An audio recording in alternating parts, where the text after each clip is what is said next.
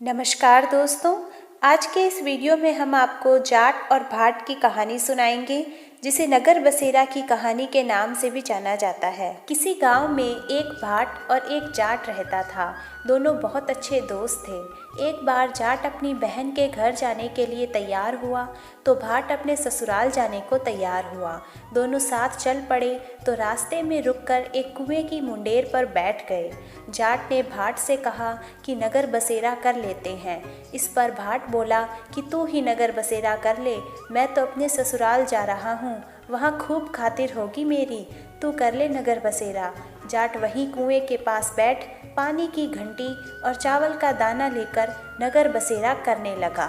नगर बसेरा करने के साथ जाट कहने लगा कि नगर बसेरा जो करे सोमल धोवे पाँव, ताता मांडा तापसी देगी मेरी माँ, माँ देगी मावसी देगी द्वारका का वास, मीठा मीठा घास वृंदावन का वास, पाँच कुल्ठी छठी रास, मेरा जिबड़ो श्री कृष्ण के पास, डालू पानी हो जाए घी, झट से निकल जाए मेरा जी। यह सब कर करा के जाट अपनी बहन के पास गया।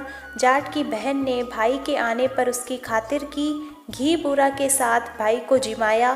दोनों ने बैठकर ढेर सारी बातें की। इधर भाट अपने ससुराल पहुंचा तो वहां आग लगी हुई थी। आग बुझाने वह भी लग गया, जिसमें हाथ मुंह भी काले हो गए और खुद भी थोड़ा झुलस गया। न रोटी न पानी के लिए किसी ने पूछा। एक पड़ोसन आई तो उसने भाट की सास को कहा कि जमाई आया है, ज़रा उसकी आव भगत कर लो।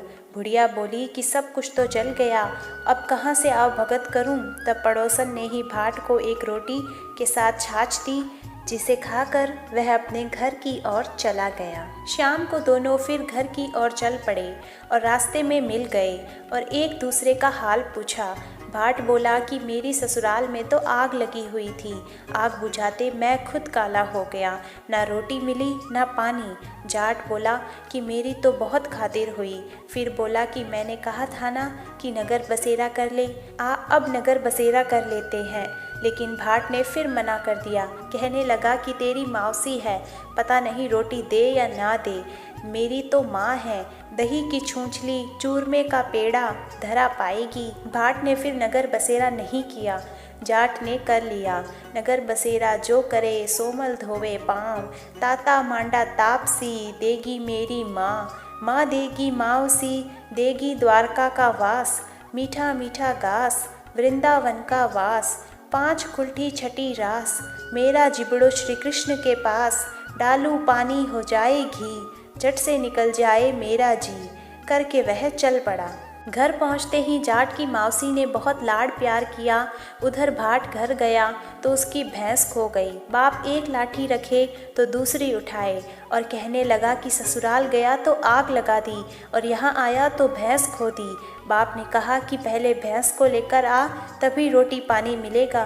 सारा दिन भाट भैंस ढूंढता रहा, लेकिन उसे भैंस नहीं मिली। जाट और भाट की मुलाकात फिर से बाजार में हो गई। जाट ने भाट के हालचाल पूछे तो भाट बोला कि आते ही भैंस खो गई, बस उसी दिन से भैंस ढूंढ रहा हूँ, रोटी का तो पूछो ही मत। जाट ने कहा कि मैंने तो पहले ही कहा था कि नगर बसेरा कर ले। जाट की बात सुनकर भाट बोला कि तेरे नगर बसेरे में इतनी ताकत है तो चल अब कर लेते हैं। दोनों ने बैठकर नगर बसेरा किया।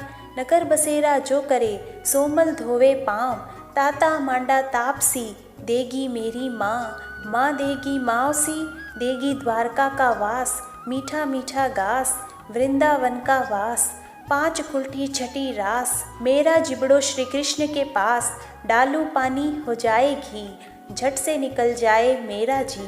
दोनों के नगर बसेरे करने के बाद जब भाट आगे बढ़ा तो उसे उसकी खोई हुई भैंस मिल गई, जिसे लेकर वह घर पहुंचा। घर पहुंचते ही माँ ने कहा कि लड़के को आते ही घर से निकाल दिया, सारे दिन से भूखा प्यासा भटक रहा है। यह कहकर उसकी माँ ने उसे खूब खिलाया पिलाया। इस घटना के बाद सारे नगर में ढिंढोरा पिटवाया गया कि कार्तिक में सब कोई अब पीहर या ससुराल आते जाते नगर बसेरा करे।